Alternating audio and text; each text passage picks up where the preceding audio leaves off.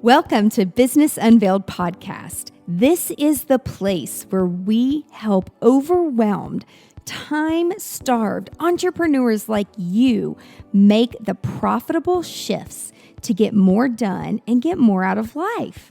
I'm your host, Angela Proffitt, award-winning 8-figure entrepreneur and CEO. And in every episode of Business Unveiled, I'm bringing you conversations that will give you the expertise and strategies that will scale your team and business so you can get shit done. That's GSD in our world. So get your time back and grow a business that helps you be present in your life. Let's do this, y'all. Hi, y'all. It's Angela. I'm back for another episode of Business Unveiled. I'm so excited for today's guest. She's an award-winning divorce attorney, published author, and founder of the family law firm Bauer Law Group. She brings insights that are sought after by local, national, and international media outlets, podcasts, and conferences. She speaks on co-parenting, blended family dynamics, relationships, and the art of reinvention, which is what we're going to talk about today. She's an accomplished litigator. She boldly educates and inspires women to reclaim their right to happiness through her online courses, the D Course, and podcast, Happy Even After. Despite being a self-proclaimed introvert, our guest today believes doing uncomfortable and hard things is something that we all have the capacity to do. Her need to share her message is greater than her fear of speaking in crowds. Stay tuned, because being on stage as a TEDx speaker is on her short to-do list, even if she is going to have to take lots of deep breaths. Sometimes we all just have to stop and take a deep breath. So once private and reserved, Renee has stripped away the photo filters to talk candidly about the shame and guilt that most women feel in their lives so they can find their own version of happy even after. We connected, oh my gosh, like months ago. We were both in this awesome group and I got to learn a little bit about her. And I'm like, you've got to come on to the podcast. And it's been months and we're finally here. Yay, time flies and you're having fun, right? So I'm so excited, Renee. Welcome to the show. I'm so excited to chat with you today. Hi, Angela. I'm so excited to be here.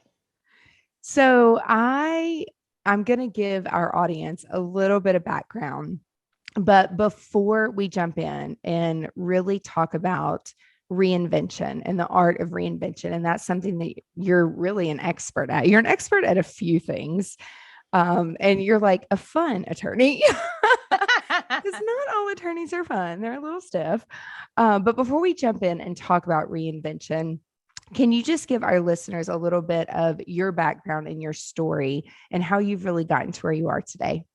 Yeah. So, it's funny because being a lawyer and being an entrepreneur and having my own law firm, I have figured out that I don't like doing things the way that you're so-called supposed to do them. And it has definitely been a journey and watching the business grow, but it's by doing the things that are unexpected. So when you say like you're a fun attorney, you can't see my hair, but I have like turquoise hair back there. And like just doing the things that are so authentic to who you are as a business owner. And I have learned that trying to fit into a box has been the thing that stifles business. And when you're really authentic and you show up that way, that's when business explodes. And to my story is I'm a divorce lawyer who is twice divorced.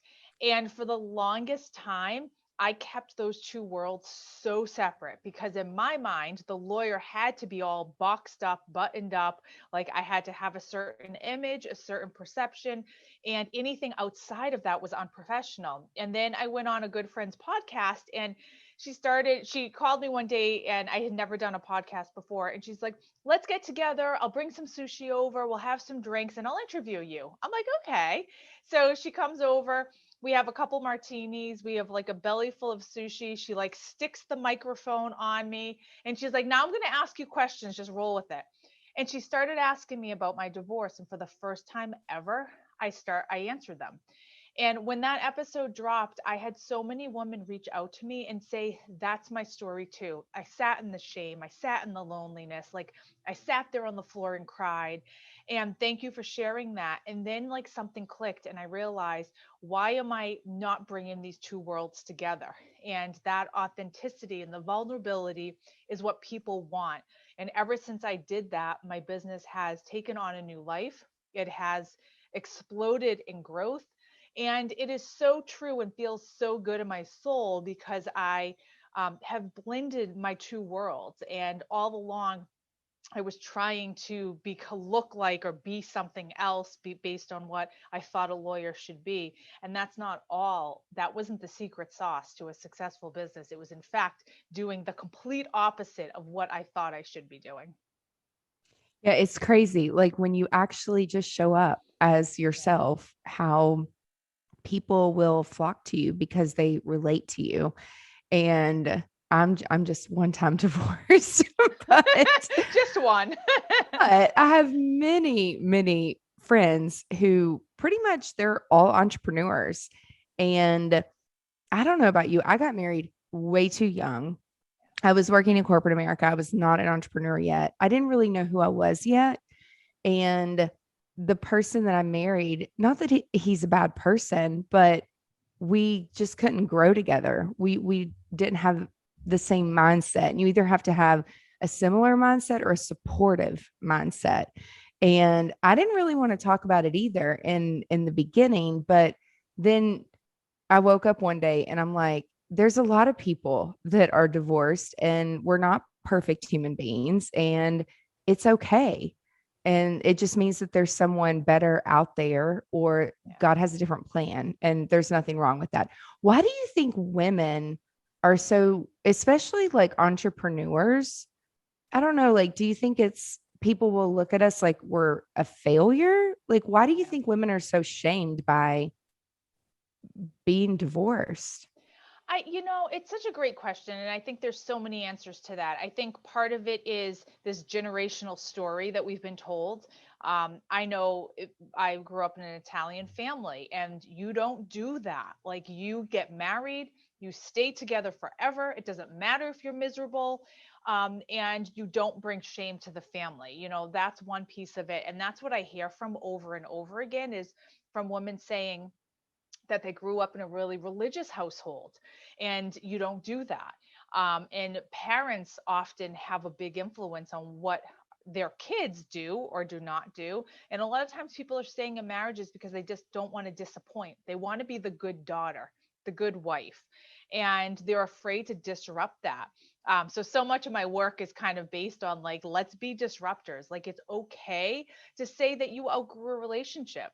It's okay to say, you know what, maybe at one point you were good together and now you're not. And as an entrepreneur, it's funny because I do find that the rates tend to be, this is my unofficial data, tend to be a little higher.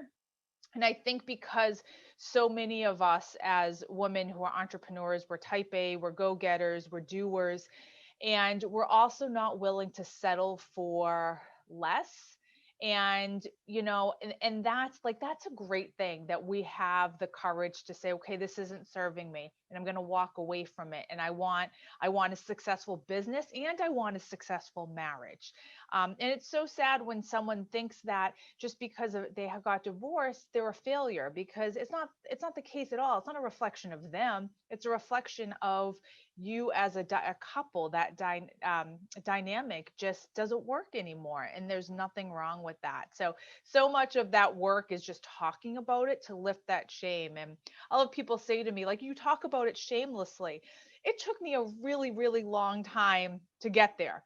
And it took a lot of, like, going on social media, and I was not that person. I didn't do lives, I didn't share personal stuff to, like, put myself out there and start talking about it.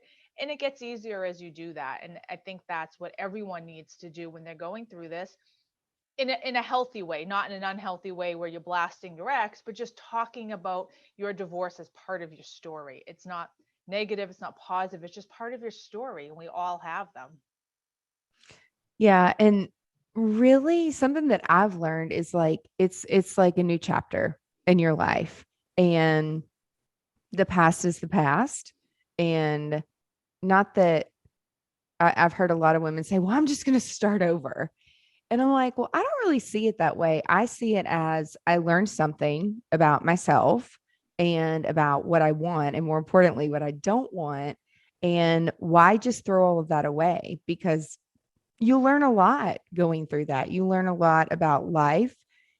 I had to grow up really quick and like kind of figure out. But I was like you, I grew up Catholic, and my parents were like, till death do you part. And I'm like, but I didn't really know what military wife was like. And it's not for everybody. And that's okay. And so, like you, I mean, it took a while for me to get over it, but we come out such stronger people and such better people, like on the other side, when you have that outlook. So for women who have gone through this, or they've just gone through a breakup, or I mean, times have not been cheesy, perfect, glittery, you know, the past year and a half or so. And I know a lot of people have asked me, like, how are you reinventing yourself? How are you taking steps to growing your business or doing something different or modifying what you were doing? So, can you give us some pointers or talk us through, for anybody that's listening or even watching, what are some things that we can do to really reinvent ourselves, whether it's coming off of a breakup, of a divorce, of a new business, a closed business? What are some things that we can do? I think it's getting really clear on what brings you joy. Before COVID, I'm always a hustler. I always have been. I continue to be, but I hustled and filled my schedule and did all of the things. And in between that was raising kids and having a spouse and all of the stuff that happens in just life. And it was this go, go, go pace. And then COVID happened and we came to a screeching halt. And in the back of my mind, I always knew for my work purpose that I wanted my business to have a different model than me being the primary doer and the person who is, the one continuously making rainmaking. And I wanted a different model. I wanted to do something different. I wanted to do some other creative outlets, and I never had the time for it. And then when COVID hit, I said, okay, I have the space now. What am I going to do with this time? And I really tapped into, what is it that brings me joy? And it's being creative. And then this is almost harder. It's easy to say this is what I love doing. It's really hard to say, what am I not going to do anymore? And I had a business coach who asked me, what's the thing that will get you from point A to point B and where you want to be? What's your no? What's your absolute hard no, no matter what? And I said to her, I'm not going to take any more one on one clients. And when I said that, I laughed to myself. I'm like, yeah, okay. Like at that point, I had probably 60, 70 clients. My time was built with like I was so busy. And I just laughed, and I never took another client for that entire year. And now I'm down to my last three. And in that time, I have had so much space to grow the business, redesign it, reinvent the business, reinvent myself as a boss, as a leader, as an entrepreneur, as a creative. And it has just like filled my soul up. So to answer your question, I think get clear on what brings you joy, because you ultimately want to do more of that, and get clear on what is not allowing you to do that, and how do you make space for that, and coming up with what that no is, and really doing it, as scary as that is. It was really hard to say no to the clients when they called and they said, but I want to work with you. And I said no, and I said it unapologetically. And then something crazy happened. They stopped asking, and my entire team stepped in, and now they're busier than ever, and they are fulfilling and doing an amazing job. And I'm not needed to be that front person who does that one-on-one anymore. And it does feel so good, right? Yeah. Oh, it feels so good. Free, like Mhm. free. And for so many years, I thought nobody's going to do it like me. Nobody Yes. can do it as good as me. And there are still some things that I have to do. And I'm sure there's some things like growing the business and working on the business. Like no one else can do that typically but us, unless, we hire a consultant to help, but we're typically the drivers. And it is scary to offload things to your team, but I've been exactly where you are. And it's just like empowering other people who are actually better at doing some of the things Yes. that I'm I was okay at, but like I'm not happy at doing that stuff. So it's so free. And I feel like I had to go through all that like in my 20s, my early 30s. Like, do you think that that comes with age and like life experience of being able to be like, okay, it's time to just let go? Yeah, I mean, absolutely. I couldn't imagine stepping in for my first year as a lawyer and jumping to the place that I am. Like, you had to learn it. I had to do it. I had to know, like, I had to get dirty and muddy. And I was doing it for 18 years before I then stepped out. So I spent a lot of time, but that also is like that's the superpower as to how to know, how to know what the business needs, how to remodel or rebrand the business and what to offer clients. Like, how can we set ourselves apart from what we're doing? Law offices, they're all kind of the same. They all look the same. So, what different value can we bring? How would I know that if I hadn't worked with those clients all of those years? So, it's absolutely part of the landscape and part of the journey. And I got to a point and said, okay, that part has come to an end. Now I have a different vision and I'm going to step into that. That's awesome.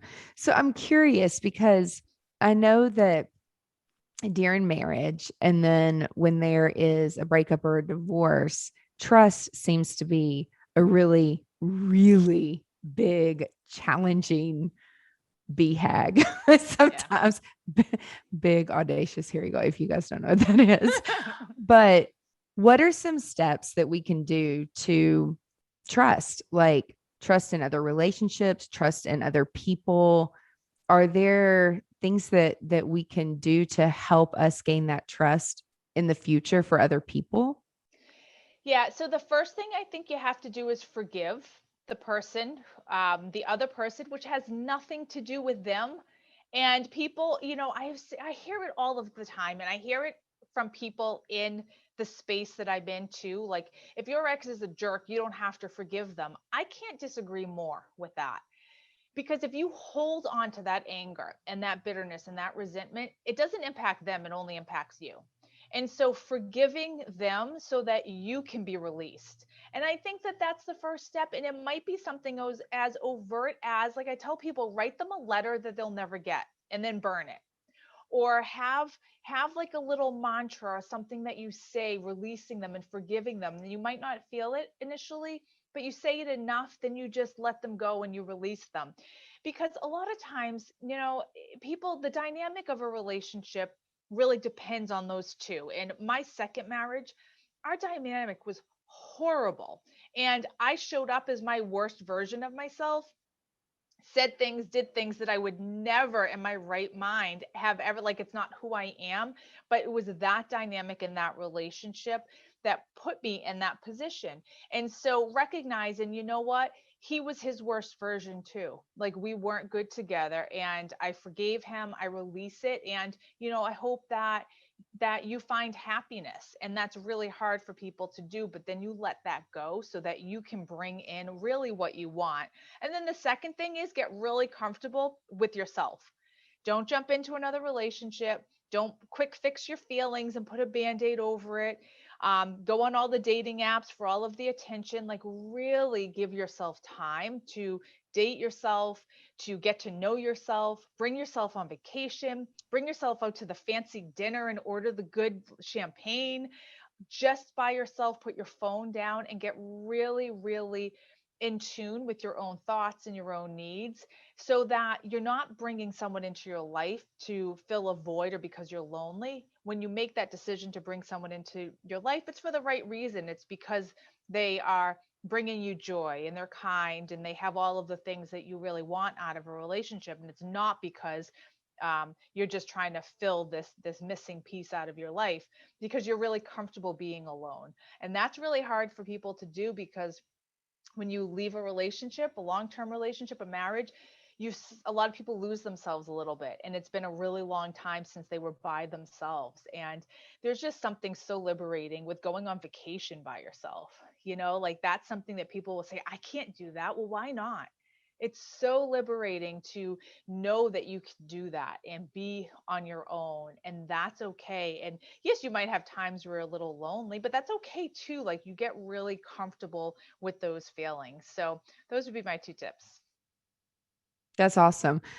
I remember not too long ago, I was watching online church, and the pastor was up there saying, he's like, how many of you are married or you're with your partner that you feel as though like they complete you?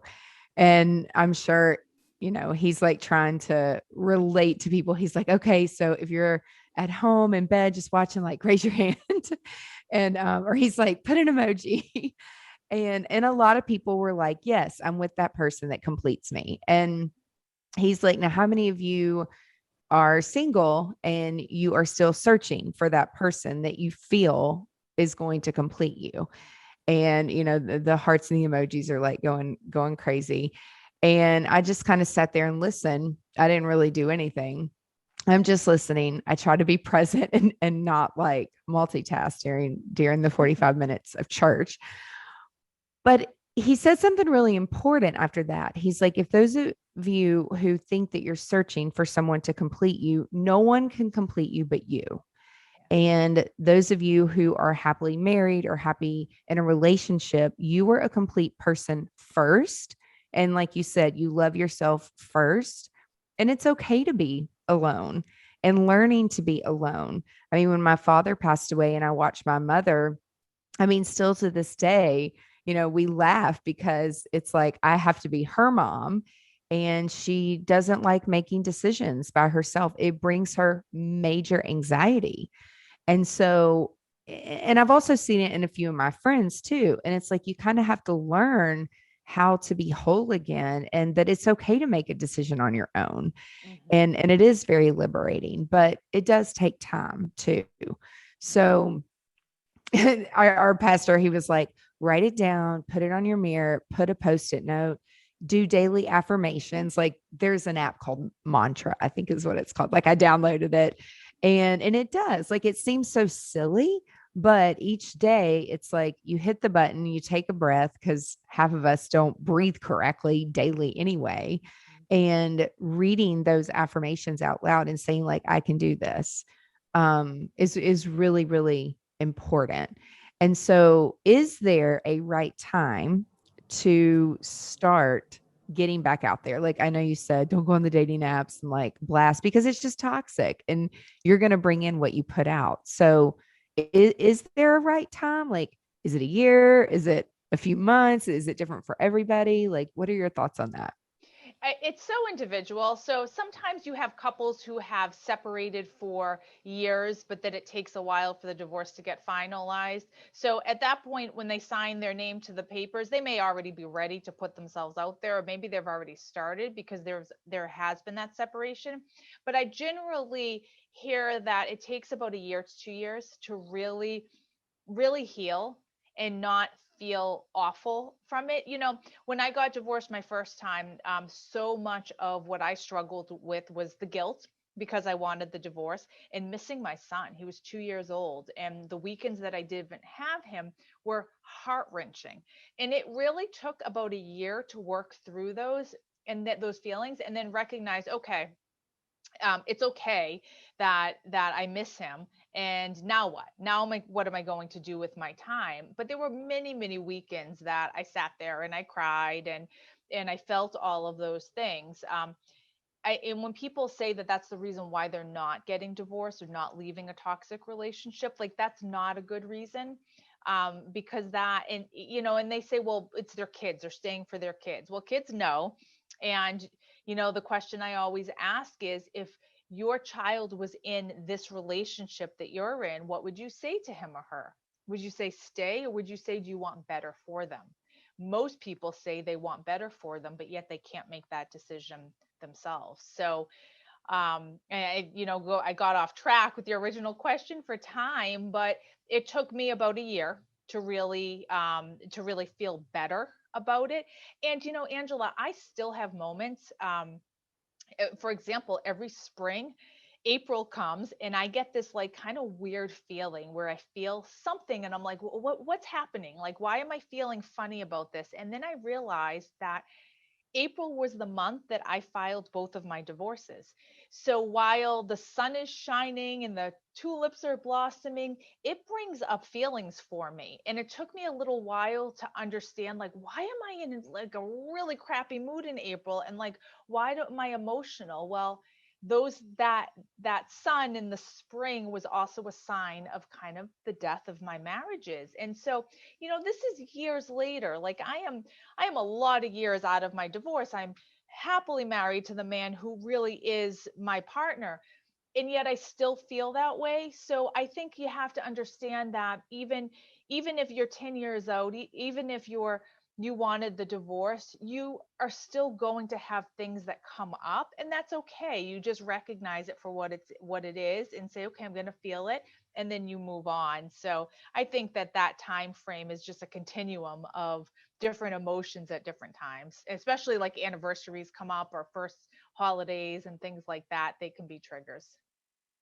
So you mentioned something really important. And when kids are involved, is there anything in terms of co-parenting or any advice or experience shares that has helped you work with your children's father to make it more of a positive thing versus a negative thing?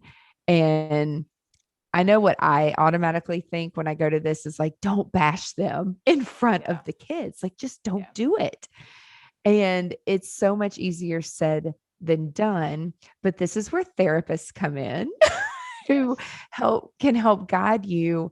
Like, don't even have those thoughts. And if you do, like, don't say it out loud, especially in front of your kids. Like, there are, again, some of my friends, their kids are really important things are happening right now, like around the age that I am. It's like their kids are they're graduating from high school or they're turning 16 and it's like they're getting a car, like really big things. And I mean, even working in events and weddings for so many years, being around so many divorced parents and the ones that can't even sit on the same row during a wedding, or I'm like, this is not about you, this is about your child that you created together. Like, have a healthy space for the child. Like, it's so selfish. At least these are the thoughts that I have, like when I was doing weddings, and I'm like, gosh, you're so selfish.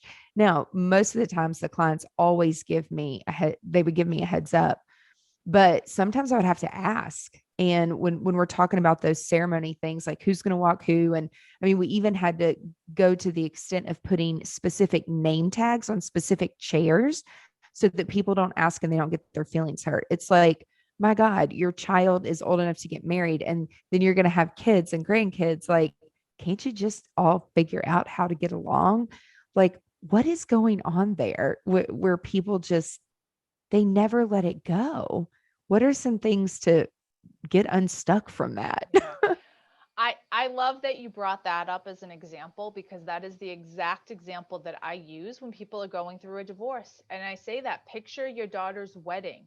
Do you want this to be a joyous event that you're celebrating together? Or do you want this to be something that your daughter is paranoid that her parents' new partners are going to look at each other the wrong way, or who's walking in? And you have the power right now to control that narrative. And so my son is being raised Jewish. I am not Jewish, but his dad is, and we had a bar mitzvah a couple years ago. And it was like, that was an example of us coming together, two families, actually four families, because we're both remarried, and it was all about just the love for my son. And that event was so stress free, and it was fun, and he had the best time. And we have friends who have the complete opposite.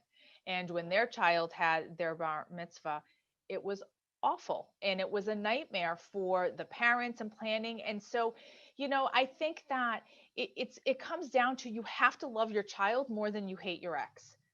And it is so hard to do sometimes, but it's keep it child focused. And it's not about how you feel about that other person. It doesn't matter what happened in your marriage. It doesn't matter if someone was unfaithful. None of that matters. It is about your child and giving your child what they are entitled to, is two parents who can communicate with each other and co-parent. And sometimes people just cannot see it. And it's really heartbreaking, because those are the kids who end up being one of the statistics. There's depression, there's suicidal ideations, promiscuity, like all of the bad things that are attached to the word divorce. Doesn't really actually have anything to do with the divorce. It has to do with the conflict. And there are lots of well-adjusted, healthy kids who have divorced parents because they were able to figure it out. It doesn't mean that it's all going to be peaches and cream. But if you treat each other with respect, you talk to each other like you're talking to your boss. You're not going to flip your boss off. Like, don't do that to your ex. And just little acts of kindness go a really long way. And what I tell people to do is, if you have a soccer game, for example, that you're going to, show up with a coffee for your ex. Like, how do they drink their coffee? Just show up with a paper cup and a coffee, and you get them that. And what that's doing is kind of setting the tone. It's just resetting you. There's not that animosity, and it's just saying, here, I got this for you. It's like a $2 act. It's so simple. But what happens is that other parent isn't going to snipe at you really quickly. They just got a coffee, and then you do it again. And then the next time, they're going to show up for a coffee for you or ask you if you want one. And it's kind of like little just tokens, a little like an olive branch, just to say, like, hey, I respect you. I respect your role in our child's life. And like, let's just be kind and civil to each other. And it's something just so simple, but it really can make the difference in how the communication goes. But there are lots of people out there that struggle with that. And it's really, it's really, really sad. And especially when someone gets hung up on, it's all their fault. It's not my fault, it's their fault. I guarantee you that it's working both ways, and it's never just one person's fault. It's always someone else might start it, but you're showing up and you're finishing it. So you don't have to show up to every fight you're invited to, and you get to change the tone of the conversation. I love that. You can change the tone of the conversation. You don't have to play in that sandbox. Oh my gosh, that's so true. So, one last final question. What's the best advice that you never took when you were going through some of this heartache? Did someone give you some advice and you're like, I'm not doing that? I think that so much of who I am is I can shoulder all of this on my own. I don't need a support system. I don't need someone lifting me up. Like, I've got this. Like, I'm a strong, independent woman. And I think that because I took that, I really I didn't lean emotionally on friends or people um who would have allowed me to really grieve the way that you should. And I was so focused on, I'm gonna, show up in a different way. Like, I was building my business at the same time, so I was so focused on building the business and showing up as a professional, and really just not allowing myself to openly grieve to people who were around me. I really just shut down. And I am finding now that it's community that helps people the most. That's why I do the work that I do, and I have a private Facebook group. It's just building community and other people who are going through that, so you can connect with them and say, okay, like, you've got this, and like, cheer each other on. So that would be my advice, if anyone who out there, is find a supportive community. And keeping it positive, like, not a bashing community where you're going to focus on everything that your ex has done wrong, but someone who's really going to lift you up and say, you've got this, you can do it, you are entitled to be happy, you are worthy of love. And and surrounding yourself with that positive energy rather than just sitting with it by yourself. That's so good. And I don't know about you, but like in the culture that I grew up in, it's like, don't talk about it. Mm-hmm. Like, don't tell people we have problems. We have trouble. We're dysfunctional and everything is perfect. And I saw that a lot in the church that I grew up in. It's like, no, no, no, don't go tell them that. And it's like, but this is real life. Like, we don't have it all figured out. And I love that. Like, lean on your community. And if there are people that are toxic in the community, they will make their way out. Like, the people that you need to be surrounded by who lift you up and who make you feel better and who can make a difference in a positive way in your life, like those people are going to stick around. Like, those are your roots. So I love that. Build community. So if people want to connect with you, where should they go? What's your favorite platform? So I love Instagram. That's my favorite space to hang out. So you can connect with me. It's at Ms. Renee Bauer, and then from there I have links to some free resources and things. But if anyone's listening, definitely connect and shoot me a DM and say hello and let me know that you listened here. Awesome. And if you are going through something like what we talked about today, Renee's your girl. Reach out to her because I know that you can help. I know you've helped so many people. And it's like, just reach out and ask the question. It may be uncomfortable, but on the other side, there is something better waiting for you. So just reach out. Everyone that has been listening or watching today, thank you so much for your time. I would love for you guys to comment and let us know what was your top takeaway. And thank you so much for watching. Y'all be sure to tune in next week to another episode of Business Unveiled. Bye, y'all. That's it for this week's episode of Business Unveiled. Now that you have all the tools that you need to conquer the world and GSD, get shit done, would you share this with your friends and fellow business leaders? One thing that would really, really help us and help new listeners is for you to rate the show and leave a comment in Apple Podcast, Spotify, Stitcher, or wherever you tune in and listen to Business Unveiled.